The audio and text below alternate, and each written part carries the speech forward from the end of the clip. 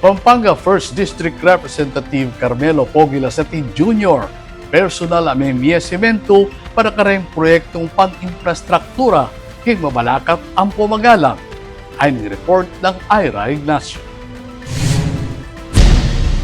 Aktibo yang susuporta ang Pamamye Sementu Kareng proyektong pang-infrastruktura king Magalang Municipality ang Mabalacat City, Pampanga 1st District Representative Carmelo Lazatin Jr. Personal yang Memye 15 sako ning Sementu Kareng Barangay ang megumpisaan niya milaba sa bulan. Iba't kanukeng sarili ng bulsa deting donasyon para kareng miyayaliwang proyekto. Keng kasalukuyan, 15 barangay kay Mabalacat at 8 barangay kay Magalang na ing adenan ng semento. Agpangkang Congressman Lazatin, di takasawap mo kaniti para suportan rin proyekto da rin barangay keng 1st District.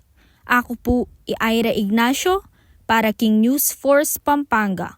Balitang tutu, King Balen, Susuyo.